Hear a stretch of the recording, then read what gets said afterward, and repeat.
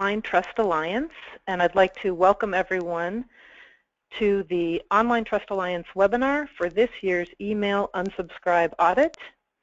I am with OTA's Strategic Initiatives Group, and just as we get started, I want to remind everyone of some of the kind of background housekeeping. First, we are recording the webinar session, so if there's any point at which you missed something or would like to share with someone else, this will be available on the website and through links after the session. All of our attendees are on mute in order to make sure that everyone can hear all of our speakers, but I want to remind everyone that we would very much welcome questions and comments as we go along, so please use the GoToWebinar chat function and send those to me. I'll be moderating that as we go through. Again, my name is Madeline Smith. I'm from OTA, and I'd like to introduce our speakers. We're very fortunate today to have some great talent to talk to us about email unsubscribe and this audit and the implications and best practices.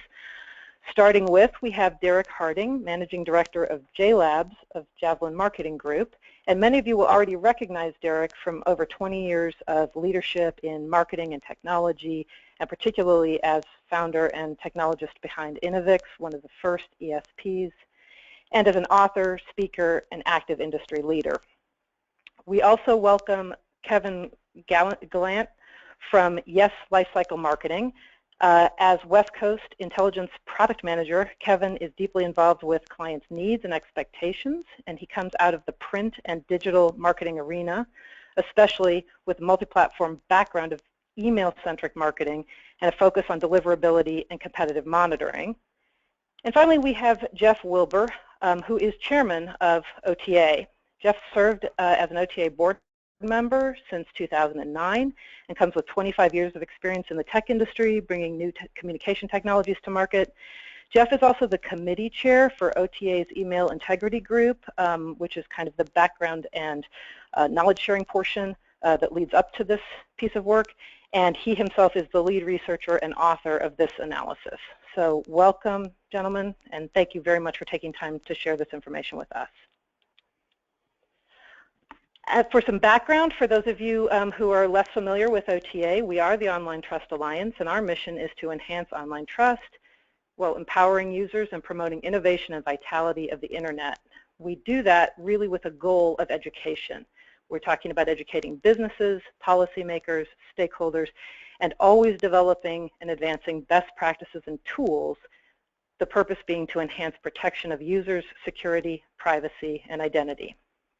We're a collaborative public-private partnership. We work primarily through working groups, and particularly with regard to benchmark reporting, and our point is to always gear toward meaningful self-regulation and data stewardship. We are a US-based 501c3 tax-exempt charitable organization, and we are completely member-supported through dues and donations. We have a global focus and a global charter, which you'll see more about that in a minute. This is our great big thank you to our supporting organizations. As you can see, they range a whole variety of industries from consumer-facing to highly technology-focused, security, privacy, retail, all sorts of different areas of the industry, but always with, the interest being privacy, security, and trust. We also have global collaboration with many different entities, not always necessarily as a funding supporter, but as, in many cases, a nonprofit with whom we collaborate or work concurrently. And they range all different areas from, in some cases, governmental entities, in many cases, non-governmental entities, but all around the world, again, with this point of bringing together best thinking, best practices, and advancing ways to keep the world safe on the Internet. I just wanted to take one moment to highlight some of the key deliverables that OTA is involved in. Most of these are annual, but one of the things we're very proud of is having received the SC Magazine Award winner Editor's Choice Award this past year. And some of the particular items and reports that we publish are, as I said, often an annual type of a thing. So you'll see right there in the center of the slide the data Protection and Breach Readiness Guide. We're in fact preparing next year's 2016 Data Protection and Breach Readiness Guide. Every year we do the Online Trust Audit and Honor Roll. We do that internationally, and several of our pieces are email specific, as this presentation is. The Email Integrity Audit, which just went out a few months ago, and the unsub best practices that we'll be talking about today. Today's conversation will be the new one, the 2015 one. And then some of those other items that you see up there are, again, in this arena of best practices and how to implement those. It's a little hard to read on the slide, but you'll see, for example, the Smart Home checklist, which is a manifestation of OTA's IoT, Internet of Things, trust framework. And that Smart Home checklist just went out in collaboration with the National Association of Realtors. Some of these efforts of going out to other organizations to spread the word. So with that, I am going to turn it over to Jeff Wilbur, our chairman, to begin the conversation of the 2015 Email Unsubscribe Audit.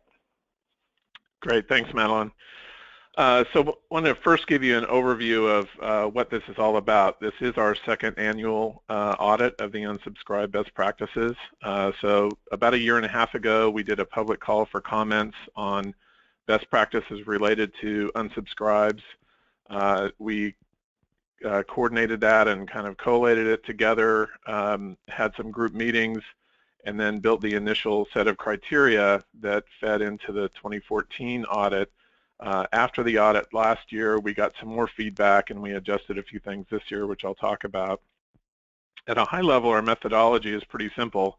We took two different lists, the top 200 online retailers according to the Internet Retailer Top 500 Guide. And this year we also added the 2016 U.S. presidential candidates, since we had done an audit of their other practices earlier this year. And we subscribed for their promotions or newsletters, whatever was available, generally during July or August. Some of the candidates were later in that cycle because they hadn't announced until later in that window. We tracked the processes as we subscribed. We then waited a little while. As soon as we got some newsletters or promotions, we unsubscribed, and we tracked that process and the entire experience. And then we monitored the seed email addresses that we had used to make sure that the unsubscribes were honored. And we monitored it actually up until last weekend. So the very simple process, and you'll see what we analyzed here in a moment. The way we've scored this is there's a total of 100 points possible using our criteria. Most were points you earn by doing the best practices. We did have one area that caused penalty points to be applied this year. And then if you don't honor the unsubscribe after 10 business days, in other words, violating CAN, SPAM, or CASEL, you're disqualified from the honor roll. Otherwise, you have to earn more than 80% of a score to achieve honor roll status. The reason we're doing this is we got feedback from our members that were involved in email marketing that this was an area that we should focus on, and one that we wanted to really push, as we do with all our best practices, beyond mere compliance and kind of the baseline requirements into stewardship. What's the right thing to do? And in this case, it's giving consumers choice and control over their receiving of email and allow them to get off lists easily. So in addition to the basic compliance requirements, we went well beyond that, and you'll see that in the best practices. For senders, these practices do have a lot of value. It can improve your deliverability and level of engagement with your customers, enhance your brand reputation, and as we do with all our other audits, where we're looking at security, privacy, and consumer protection in our general online trust audit, we've kind of raised the bar in the way we scored it this year. Last year, all the criteria had an equal weighting. This year, we created 2 tiers of weighting. And then we applied a penalty if a sender sent an unsubscribed confirmation email, which is not a violation of CAN SPAM, but highly frowned upon. Derek and Kevin, do you have any comments on how this can apply and the value it would have for senders and brands? I think that unsubscription has always been a bit of a challenge for many marketers. The thing you kind of want to discourage people from doing, but at the same time, I think we're moving to the point where people recognize that managing unsubscriptions, making it effective, and making it simple and straightforward is necessary and is what consumers are looking for, as well as being legally necessary. So I think it's great to be setting the standards, raising the bar, and showing people the right direction, how they can lead on this.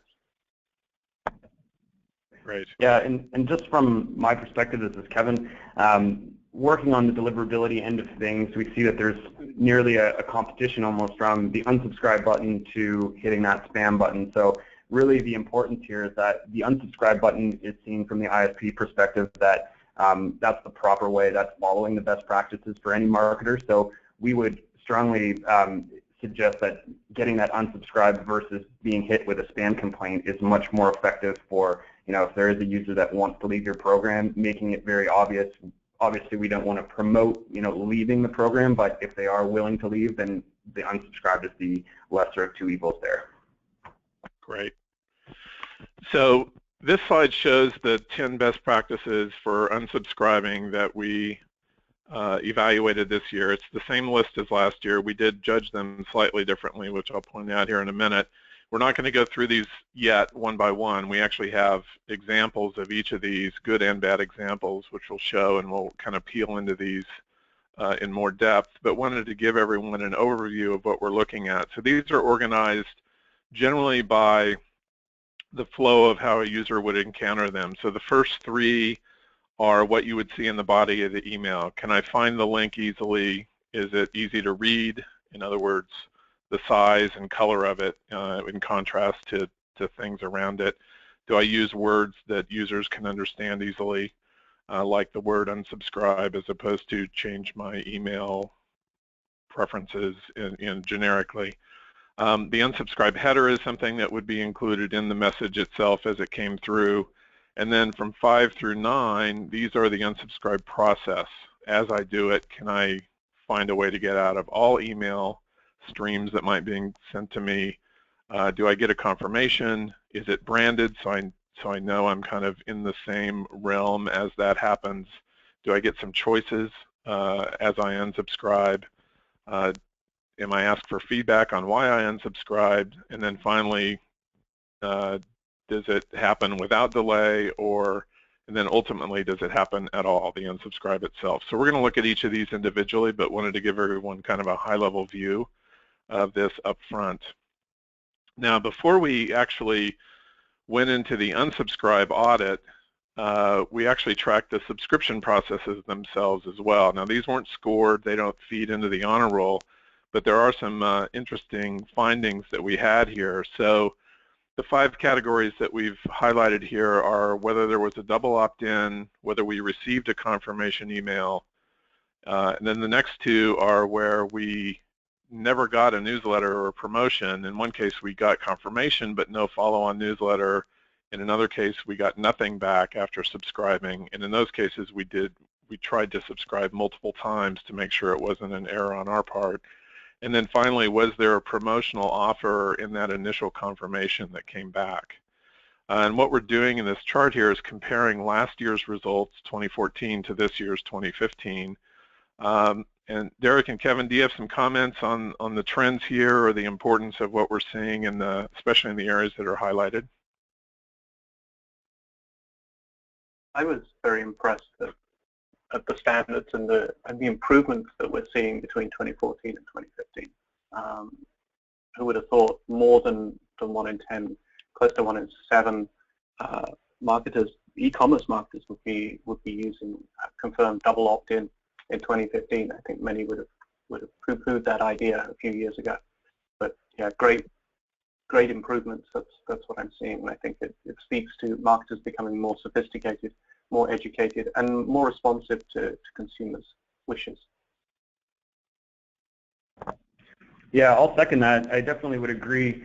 seeing the double opt-in, that's something from deliverability perspective or a deliverability perspective that is very very beneficial to having that type of compliance, that someone is genuinely want a real address and they have subscribed to your program properly and they know the expectations of what they're receiving for the email. So it leads to a good lifecycle process within your email. So when we do get to that unsubscribe, they're very aware. And then as well, the confirmation but no newsletter, to see that drop is also excellent.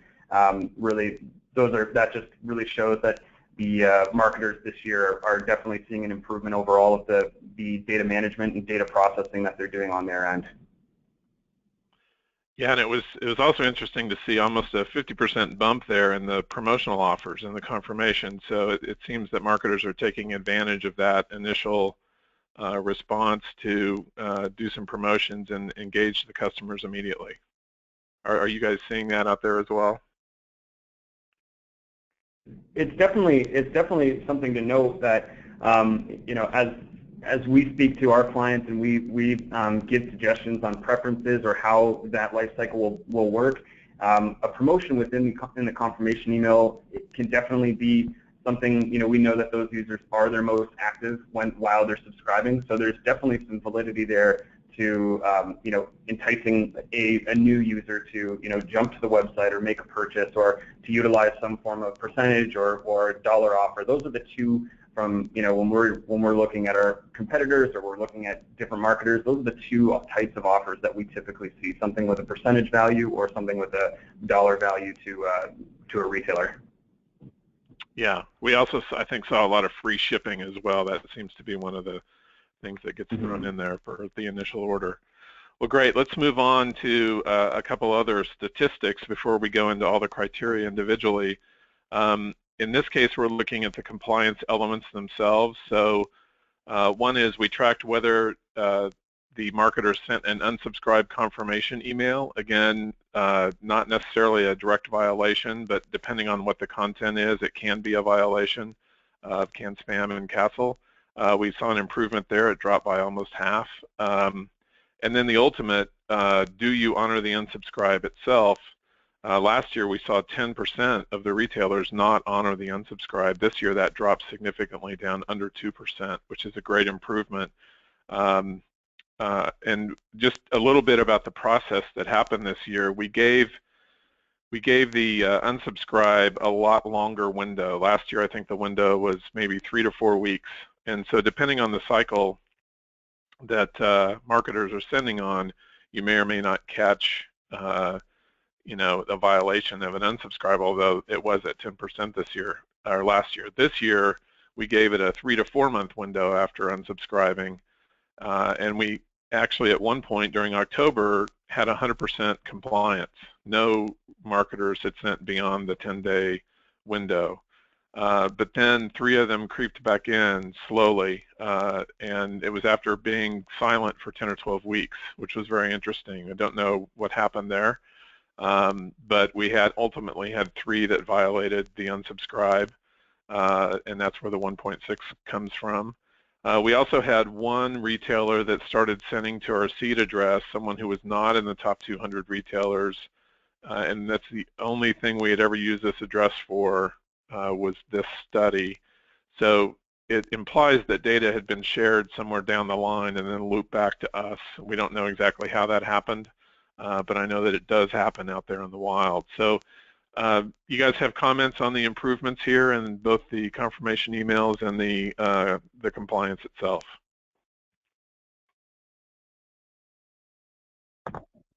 Yeah, I'll start there. The 10% drop, or from 10% to 1.6%, is just excellent. That change over there is it's really great to see that, you know, the 10-day window of opportunity to have someone removed is being more forcefully driven from the marketer perspective. So there's, from the deliverability side of things, that's one of the compliance things that we really look for from any marketer mailing. So definitely that's a great call out to have in the stats. I would say that many companies that I've worked with have had situations, one-offs or ongoing, where where unsubscribes have either crept back into a list or where they've accidentally managed to mail people who were previously unsubscribed. And I find myself wondering whether in the future the best practice might be to, rather than to keep an unsubscribe address, to hash it so that you can't accidentally mail to it, but you can make sure that when an address comes back to you, you can tell if they were a previous unsubscribe. But I think that's the case. There is another possibility, also a more concerning possibility about the potential address sharing, and that is address leaking. Many times, what I've seen with tagged addresses that end up on other lists is that those are data breaches. They're indicative of a data breach. So that's another possible explanation. Okay. Great. Well, let's move on to the table of the results for all the criteria that we scored. Now, again, we're going to peel into each one of these individually, but just wanted to give kind of a high-level view of the comparison year over year in context of everything. You can see that in a lot of cases, the adoption of these best practices is already in the mid to high 90s, so it's approaching 100%. Some are lower. One I wanted to point out here is the third one where we have the red highlighting, and that is the use of a preference center opt-down dropped significantly, 91% last year to 62% this year. That was primarily due to the way that we assessed whether this was in play or not. Last year we gave credit if there was a choice in the body or the footer of the email message for a preference center or an unsubscribe, so you could reach it through multiple paths. This year we only gave credit if the preference center or opt-down choice was given as you went down the unsubscribe link itself. So it left out a number of people who gave you multiple choices at the top of the funnel, so to speak, but not as you go through the funnel. So we were more rigid in our scoring of that this year, and that's the primary reason that one dropped. In all other cases, you see that some statistics are flat, but we saw significant improvements in a few of these, and we'll peel into each one of these as we go through the individual criteria and some examples. So the result of this, remember, if you score more than 80% and you didn't violate canned spam, you achieve the honor roll. So last year, you can see in this second row, roughly 70% achieved honor roll status. This year, that went up to 75. Even though the scoring on average was lower this year, the main difference was we had so much better compliance. So people with high scores did not violate canned spam, therefore they made the honor roll. And so we saw an improvement in honor roll achievement, even though we had raised the bar overall. So now let's go into each one of these individually. Clear and conspicuous just means that you can find the link easily. It's not buried.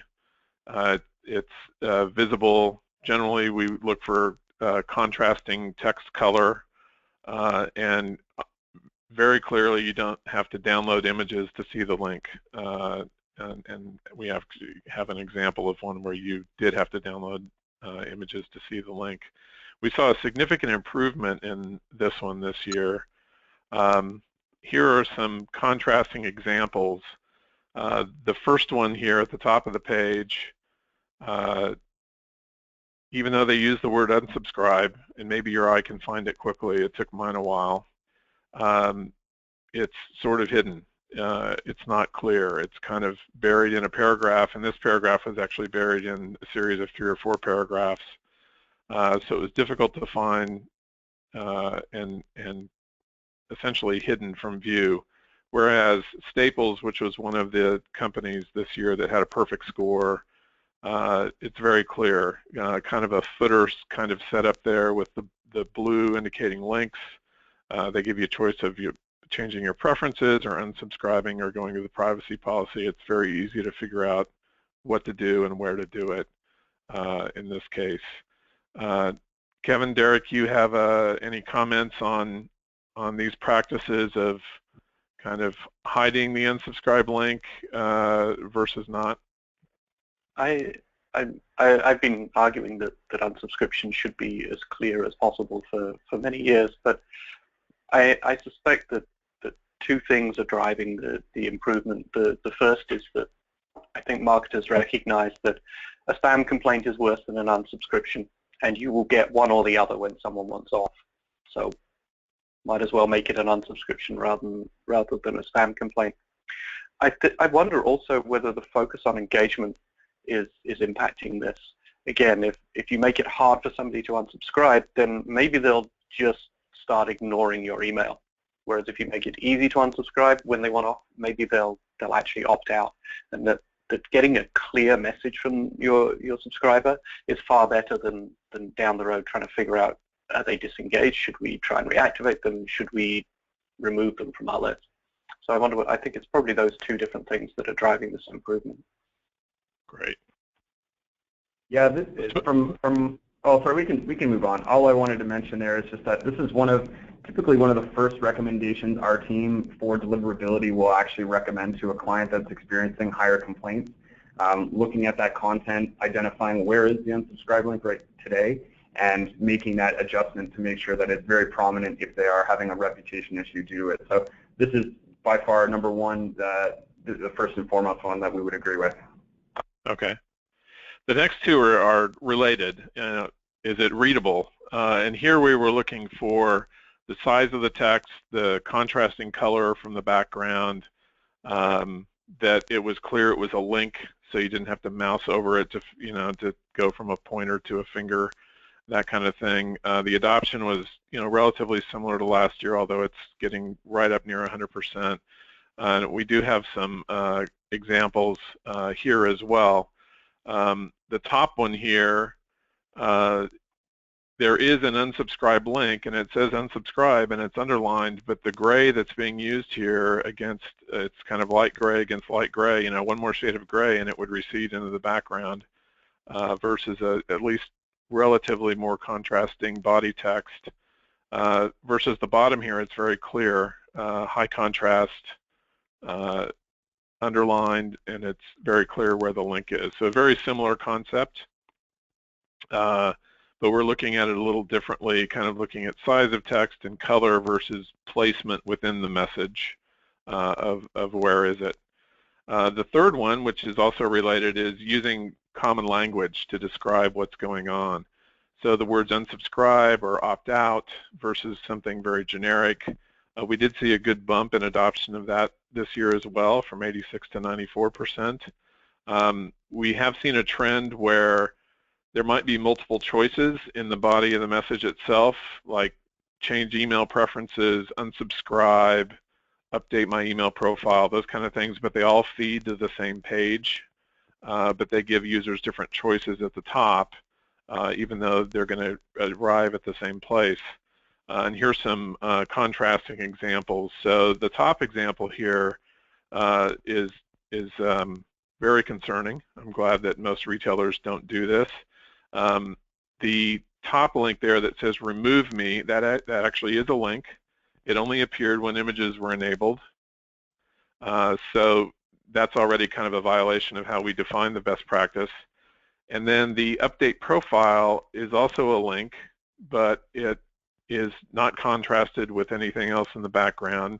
The language is very vague and therefore very confusing to a user. So if a user was attempting to unsubscribe here based on what you guys had been saying and they were trying to just get out of it, I would probably be more likely to click the spam button than I would try to navigate this and figure out what's what.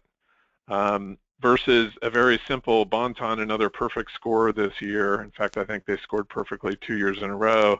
There's nothing sophisticated about that footer that's on the bottom there, but it's very clear that it's a footer with links, just like you would navigate a website, and I can update my email, I can unsubscribe, the language is clear, the placement is clear, and so we see that much easier for users to navigate. You guys have any additional comments on this kind of category of making it easy to find and digest?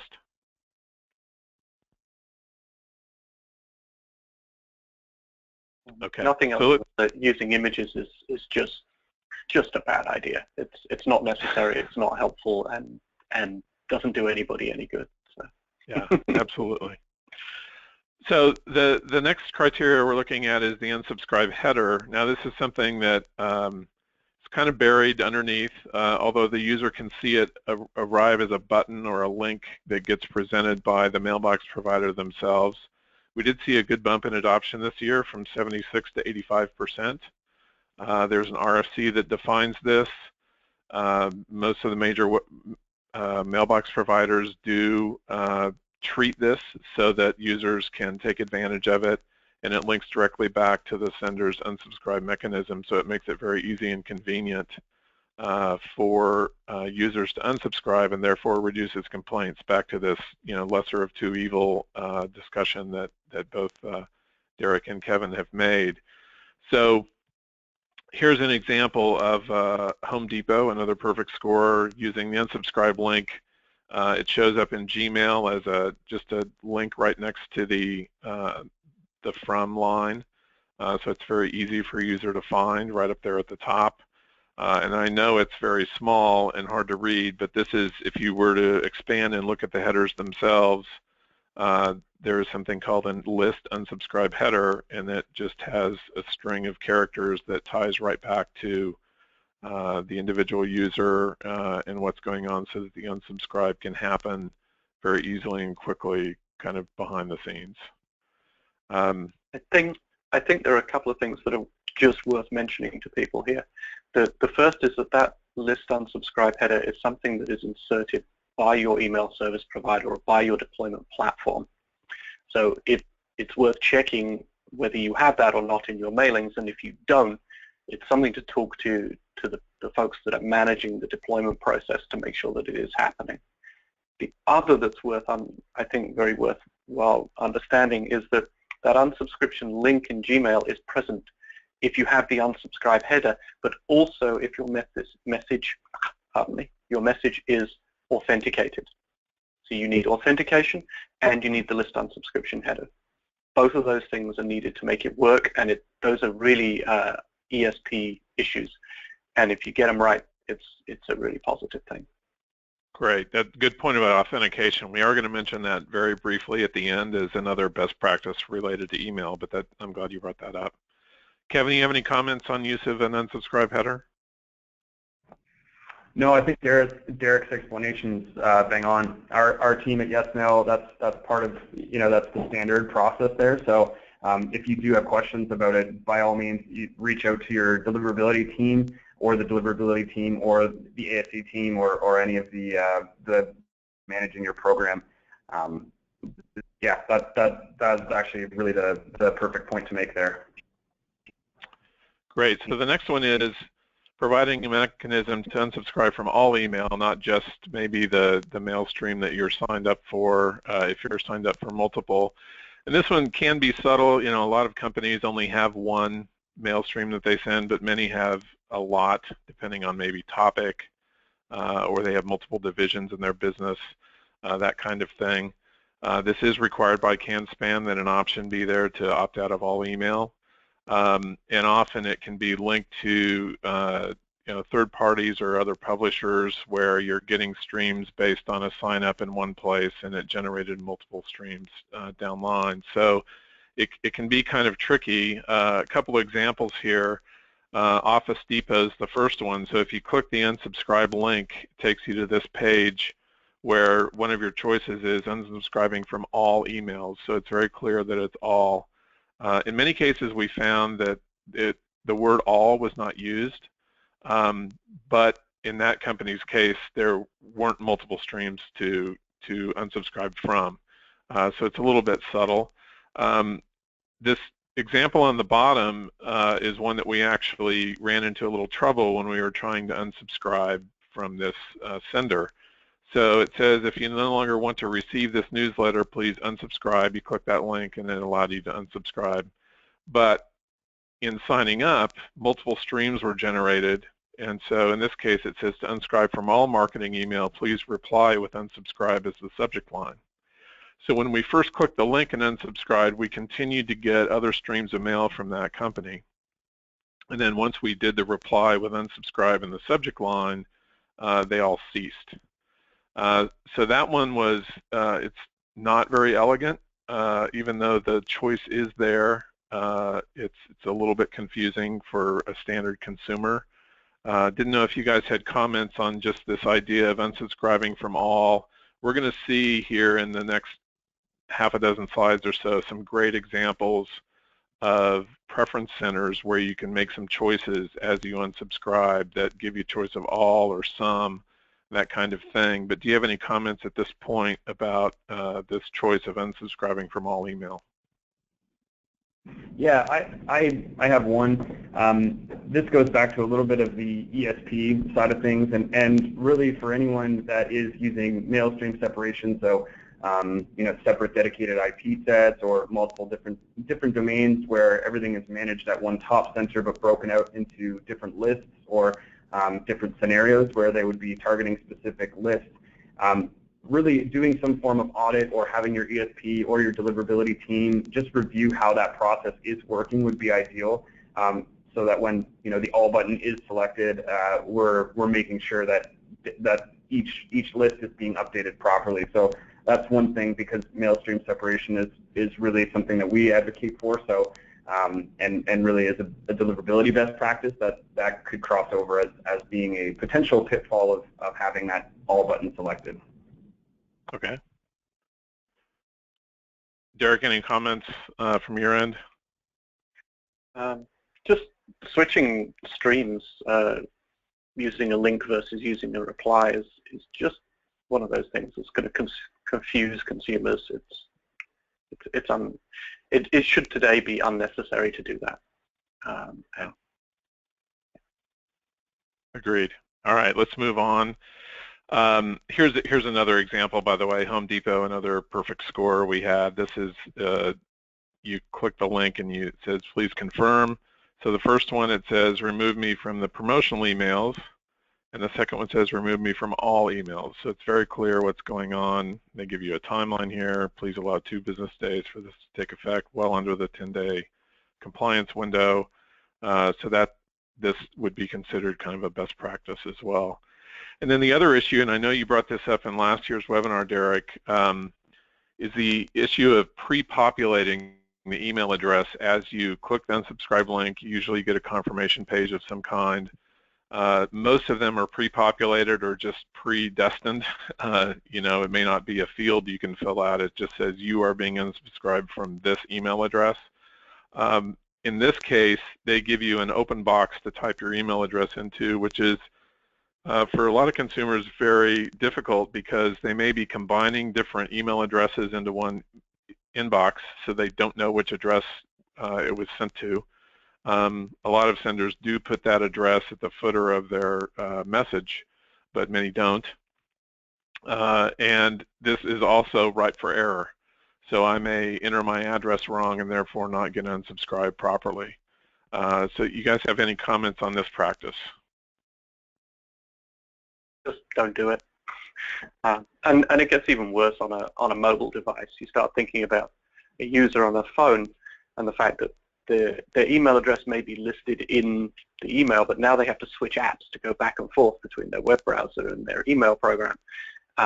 And then they're typing in this email address on a touch screen, which everybody knows is prone to errors and autocorrect failures and all those sorts of things. It's an unnecessary thing to do, and just leads to problems and has no benefit that I can see.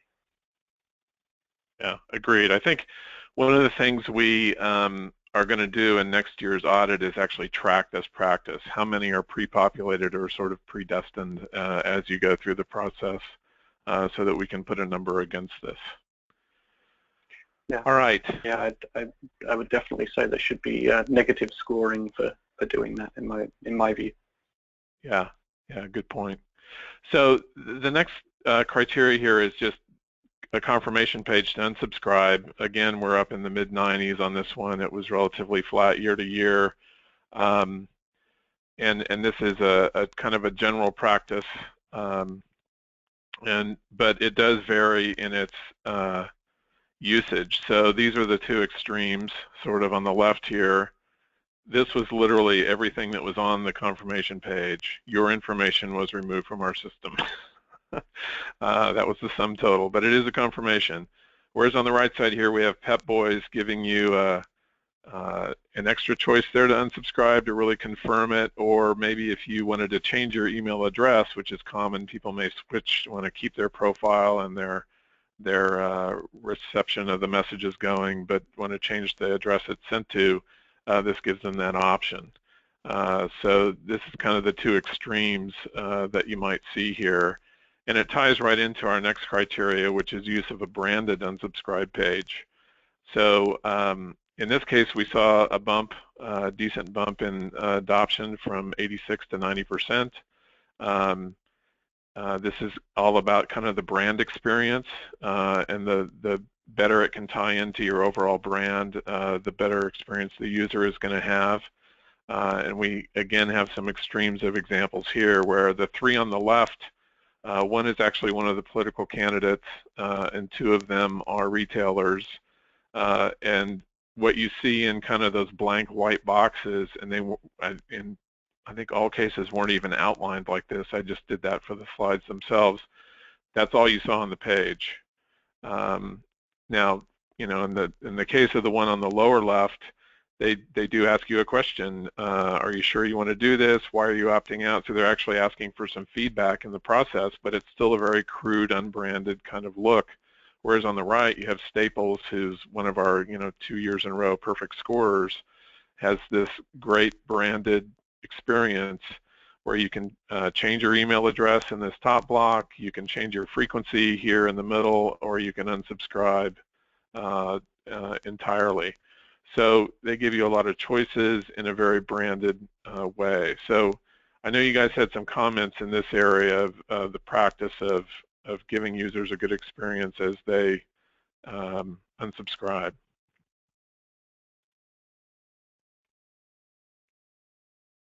I hadn't seen the examples until now. I think those examples show clearly which you should be doing and why. The ones on the left are the defaults from email systems, and it's pretty much every email system enables you to brand the unsubscription thank you page, and Staples is a great example of how to do that effectively. Yeah, I think having that cohesive branding from start to finish, whether it's the subscription process to the unsubscribing process, yeah, I think that's extremely important for especially a retailer that that brand advocacy could drop there if really that process becomes that unbranded example that we see on the left there. That just really shows that there's no ending point, or they're not really cohesively branding their image to their consumers. All right, so the next one we have here is use of a preference center or opt-down as a user is unsubscribing. This is the one that we scored more harshly, you might say, this year by saying it had to be part of the choices as you went through the unsubscribe link. But in this case, what we're saying is you can present the user with choices of either giving different types of information, like different topics, or maybe change the frequency of email they receive. You can't require a login to unsubscribe, and so you shouldn't here as well even to change your preferences, and you definitely should provide a global or unsubscribe from all type choice here. A couple examples. This again is one of our perfect scorers, Drs. Foster and Smith. As you unsubscribe, they pre-populated the name associated with your email address when you signed up. So you can change your email address here. You can choose areas of interest for newsletters, and you can choose the types of specialty emails you might want to get. And actually this page continued on down for some other choices. So essentially it's a preference center, but you do have the unsubscribe choice here on the right, so that you can unsubscribe from all. So it's very clear what you're doing. Here are a couple more examples. On the left here is Neiman Marcus. On the right, DSW. With Neiman Marcus, you get a choice of your changing your frequency, your local store preference, changing your email address, and then you can unsubscribe completely. Where in DSW, again, frequency, types of emails you want to receive or not. And so these are some examples of nice exits to give a user that can actually keep them from completely unsubscribing, and maybe they can opt down or choose to receive different types of mail from you. So Kevin and Derek, what do you think about these practices? Yeah, I have a couple comments there. So the one is that, you know, for the larger retail marketers where this is applicable, it's obvious. I think that one of the statements from our side would be that if you can do this option and you have the availability to have flexibility within your program, it should definitely be an option for your users. So one of the things that's interesting is the frequency, is that a lot of marketers, you know, there's quite a bit of testing, or there's quite a bit of uncertainty sometimes on how often should we be touching our market or our subscribers, or how many offers a week should we be providing. So collecting that data right away from your actual subscription process or from your unsubscribe process will actually allow you to identify where your end users are actually comfortable. You know, if you have a high percentage of your user base that's really only looking at getting one email per week, that just gives great insight to how to manage your program. And it'll talk into a little bit onto the next around getting that feedback as somebody unsubscribes. So that was the one point I wanted to make there. Great. So the last one here on the process itself is to solicit feedback. So why are you leaving? This is generally done after the unsubscribe has been applied, so it's not part of the process up front, but it helps reduce further opt-outs if you can understand why users are leaving. And we see a wide range of implementation here. Most have to, you know, simple checkbox or radio buttons to give quick choices. Some give an open field to type, you know, other kind of thing in. You cannot require this, you know, getting feedback to allow a user to unsubscribe, and you definitely do not want to send a follow-up email asking why they unsubscribed. We saw the adoption relatively flat year to year here. And again, here are some examples. So this is, again, Drs. Foster and Smith. After that preference center that you saw a few slides ago, if you said unsubscribe from all, this is what you get. Sorry you unsubscribed. Help us improve by answering a few questions. So why did you leave? And then you can fill in the blank if you have some other points to make. They do give you a chance in case you accidentally clicked the wrong button to resubscribe here. But they do ask for feedback, and that's one of the more sophisticated ones. Again, here's Staples. They give you some radio button choices, including a blank field to give some feedback as well. So what have you guys seen about putting this into use, and how the feedback can help improve email programs?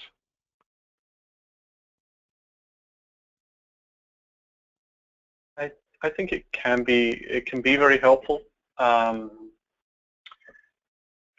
think though that it varies from company to company.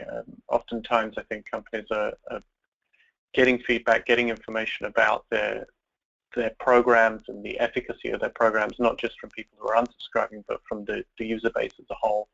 So for those organizations that want to do this, I think it's a great thing. But I understand why many choose not to, and they choose to get this information through other routes.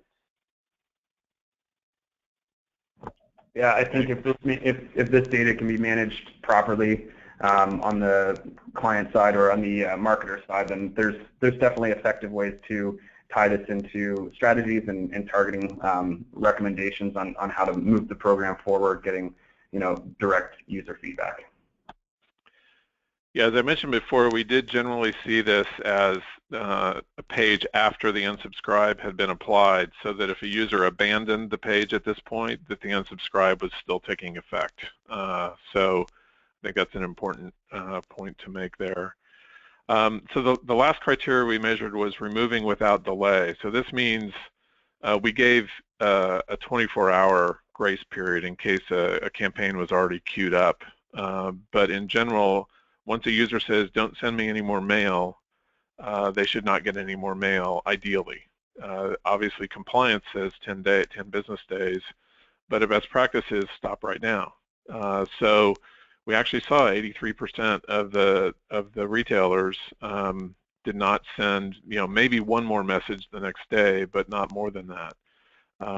So that was pretty good adoption. The risk here is if you do send beyond an immediate kind of window, is that you could get spam complaints. Users don't know you have a 10-day compliance period. They said, I don't want any more, and you give them more. You're likely to rile them up. What have you guys seen as far as practices and trends in this area? The 10-day, I think you made a great point there. The 10-day window is really for the marketer, but it's really not known to the end user. So I think, speaking to your ESP and seeing how just to understand the process, if you don't know typically it can be a nightly routine where all of those unsubscribes are processed at once, or it's done once per week. So you're still falling within that 10 days, but again, yeah, really monitoring your unsubscribe numbers as well. So if you see any increases there, just ensuring that your process is properly being removed, and that if you are getting reply to type unsubscribes, that those are getting removed as well. So again, it would be looking at those complaints if you are having any type of risk or deliverability problems as a result, and just ensuring that yeah, the process is taking place within an acceptable time for what your users are saying to you. I think getting to near real time can be a challenge for larger organizations where there are multiple systems sending, getting those all synchronized and up to speed. It can be challenging. That said, we're moving more and more to real time individually oriented messaging within the industry across marketing as a whole, and tying that the same processes to do that kind of triggering of messages and figuring out user life cycles are the same processes that can be used to bring this up to a real-time process for unsubscription. And I think it makes total sense for companies to do both pieces of that. Yeah, good point. So one other issue here just to consider is where do the users reside? Because the rules might be different in how criteria are handled, especially on the window on the back end of how many more emails they can receive and so forth. So that's just another consideration. So possibly collecting data on their country or location can help address that. So we're right near the end here, so I'm going to just fly through the presidential candidate audit results. We're going to kind of look at that through the same lens as we did the retailers. What we did is, as of mid-September, there were about 24 candidates that were still active. Some have since dropped out of the race. But we used the same criteria in scoring as we did for the retailers. So in the subscription practices, we actually saw a higher use of double opt-in for the candidates, a significantly lower number of confirmation emails. Although we did eventually receive email, there just wasn't a thanks for signing up kind of email. It was generally a very quick response saying, please donate to our campaign. That was the most common one. So, relatively similar in most cases here. As far as compliance goes, one candidate sent an unsubscribed confirmation email, so that already jumps it because it's statistically to 4.3%. So it's kind of hard to measure when you've got, a high number and a low number being compared like that. We did have 3 candidates who did not honor the unsubscribe. Going into this, we didn't know what we were going to see because I think most people think once you're on a political candidate's mailing list, it's hard to get off. Now, we didn't donate money. Had we donated money, maybe it would be very hard to get off. But what we saw was that most of them honored the unsubscribe and actually honored it very quickly. So, and we did have one candidate's email jump from our test account to another account we were using on the same computer, which was kind of confusing. So I don't know if that happened through web tracking or how that happened, but there seems to be some kind of cross-tab marketing going on there. And then this is a summary of all the practices by the candidates. You can see that for the core practices, the easier ones, they're at 100%, which is great. In fact, higher than the retailers in most cases. But on the more what you might call advanced practices that are marketing oriented, significantly lower adoption. So most of them did not use a branded confirmation page or have any kind of preference center or opt-down. I know, Derek, you had a comment on why the disparity here between candidates and retailers. Yeah, I mean, it's simply that I think you should think about political candidates almost like early stage startups. They're in a rush, they're in a hurry, they have to get operational as quickly as possible with a very short window, and that means all the basics get covered. Many of the nice to have, the more advanced things, they just don't have the time to get there. And I think that explains a lot of those numbers. Yeah, I think you're right there. And you can see that 87% of the candidates did stop sending immediately. So that was actually kind of surprising. We just thought they would hang on a little longer, and so that was actually quite good to see.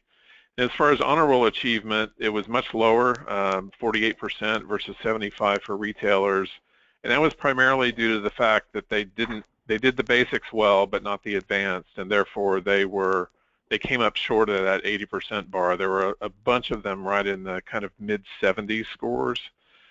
So with just one more best practice being applied, they would have bumped up into the honor roll category.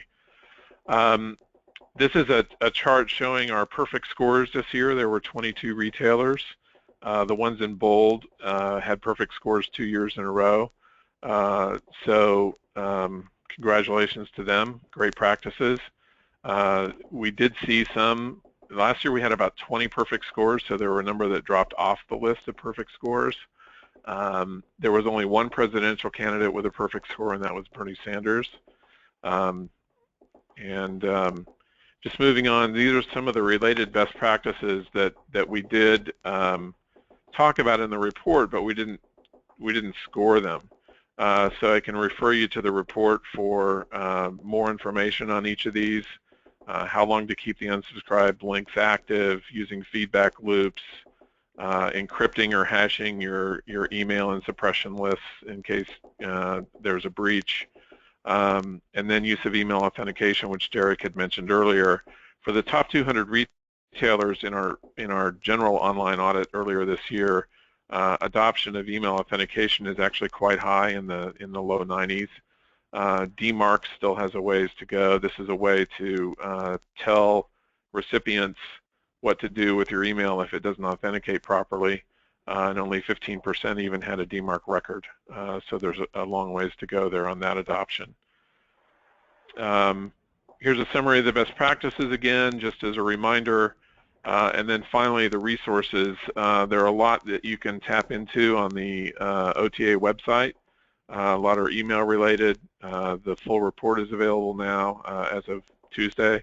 I just wanted to give each of you guys a quick minute or so to sum up your view of best practices for unsubscribe and kind of where we are and where we should be heading. So Derek, you want to go first?